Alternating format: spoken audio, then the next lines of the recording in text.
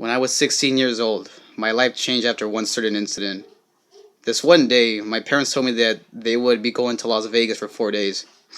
However, I was told to take care of my little sister during those 4 days. I got a little mad about that, but I decided to just do what I was told. They granted me permission to invite some friends over if I wanted to, which made me happy. They gave me enough money in case I wanted to go to the store and get a snack or something. After a few minutes, they left. I should tell you now that my sister was only 6 years old and her name is Crystal. I invited my best friend Erin to hang out for a while Crystal was playing by herself in front of the house. But then, Erin told me, "Have you ever heard of that incident that took place 2 years ago?" "What incident?" I asked. "About that little boy named James." "No," I said. "Tell me about it." "Well, you see, he kept bragging to his dad about that he made a new friend named Laughing Jack. He said he was a clown, and he always had fun playing with him. But on this one night, James's dad found him nailed to the wall by his hands and feet. His chest was cut wide open, and his organs hung down to the floor. His eyes and tongue had been removed along with most of his teeth. His dad saw the carnage that was laid on, and then Laughing Jack appeared in front of James. His dad attempted to stab Laughing Jack, but some say he disappeared in a cloud of black smoke. And the knife pierced James' heart, killing him. The dad was placed in a hospital or something after that. I actually thought he was lying when he told me this, but he said it really happened. In my mind, I was thinking that it was complete BS, but I just took it as whatever. And after that, he left.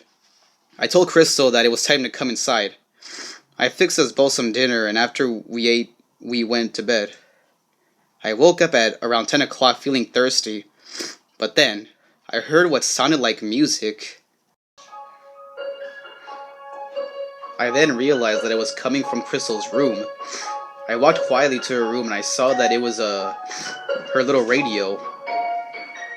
I removed the disc, but the name of the song was Pop Goes the Weasel.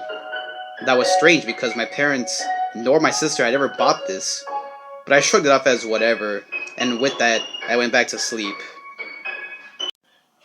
I woke up at 6 in the morning. I was about to make breakfast when I saw with the corner of my eye, in the living room table, there was a bowl of hard candy in all colors. I immediately thought that Crystal got them from our neighbors, so I went up to her and asked, "Where'd you get all that candy?" She responded with, "Oh no, that wasn't me, it was Laughing Jack." My heart sank. I was frozen in fear. I then asked, "Who's Laughing Jack?" "He's a clown," she said. "He said he wants to be my best friend. He also said his favorite song is Pop Goes the Weasel." It all came clear to me at that point. It was Laughing Jack who played that CD. My knees felt weak. I told her to go play outside while I called Mom. I told her everything, the story, the music, the candy, everything. She said that maybe I was just going crazy, but I know I wasn't. She said that if I wanted to, I could spend the night at Erin's house. I hung up after that, feeling so scared to death, but I told myself to man up and don't be scared. After that, I put Crystal to bed, but when I went to sleep at around 1 o'clock a.m., I woke up to Crystal's loud scream. I ran to her room and I saw that her room was trashed. I carried her with me to Erin's house, who only lived like 2 minutes away from me. I rang the doorbell like a desperate man, and he opened. "What the hell are you doing here?" he asked. In a broke-down voice, I said, "Laughing Jack." I told him the whole story the next morning, and he was shocked. He allowed me to stay over until my parents got back. Later that night, the silence was broken by high-pitched, evil laughter.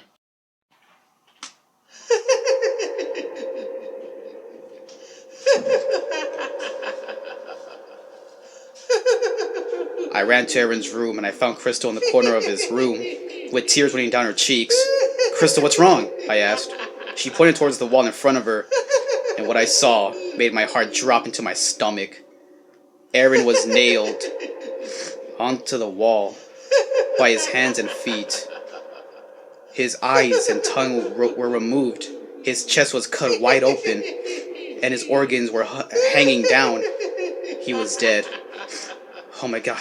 No, no. I broke down crying, but then out from the shadows emerged the fiend responsible for all this horror. Laughing Jack. His ghost white skin and matted black hair hung down to his shoulders. He had piercing white eyes surrounded by black dark rings. His twisted smile revealed a row of sharp jagged teeth, and his skin, it didn't look like skin at all. It almost looked like rubber or plastic. He wore a patchy black and white clown outfit with striped sleeves and socks. His body itself was grotesque. His long arms hanging down past his waist, and the way he was poised made him look almost boneless, like a rag doll. He let out a sickening laugh as if to let me know he was pleased with my reaction to his work. I got back up like a madman with so much rage inside of me.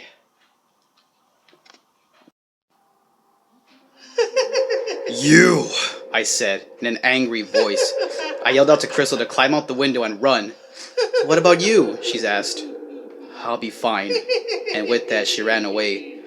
Now it was me, face to face with Laughing Jack. We'll see who gets the last laugh, I said. I charged at him, but he disappeared like a cloud of black smoke. He then reappeared, stabbing me in the leg, causing me to yell out in pain. I fell to the ground with blood gushing from my leg. He then reappeared, and I knew I was finished. There was no way out of this. I then said, "Go ahead, finish me!"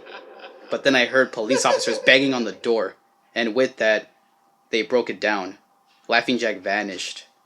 Turns out Crystal called the cops with Aaron's neighbor's phone. After a few hours had passed, the police asked me what had happened. I knew they wouldn't believe me, so I just said, nothing. I was just a little out of it. A few days later, I received stitches for my leg, and Crystal has been scarred ever since that day. I attended Aaron's funeral, which made me happy.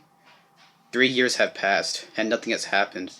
I'm now attending college, and Crystal is now in 3rd grade. But even to this day, I could still hear that sickening laughter in my dreams. And the last thing I'm gonna say is this.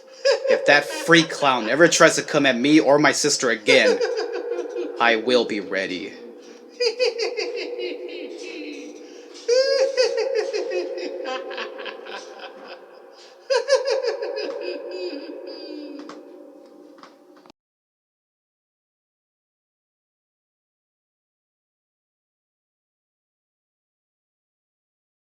Hey guys, hope you guys enjoyed that other creepypasta with Laughing Jack. So if you don't know who Laughing Jack is, he is a I'm sorry. If you heard me smelling like that, like, you know, that's because I'm really sick right now, so I apologize if that kind of bothered you guys, but yeah, I tried to not do that, but again, I can't control that. So anyways, if you don't know who Laughing Jack is, he really is a clown. If you want to hear his origin story, I suggest you go watch Mr. Creepypasta video. He has 2 videos actually. One is the origin story of Laughing Jack, and the other one is, I guess, some other story of how he murdered the little boy James. So if you want to go see those, check out Mr. Creepypasta. He has a lot of good videos. He also did one on Jeff the Killer, so you want to go see that.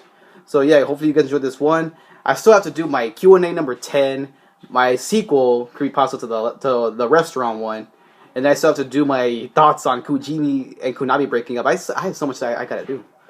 I gotta get on track, don't you guys think? So hopefully y'all have time to do this. So yeah, guys, we'll see what happens from here. Because I might get these up today and tomorrow. Because tomorrow is Saturday. I got no school, obviously. So I don't know, guys. We'll see.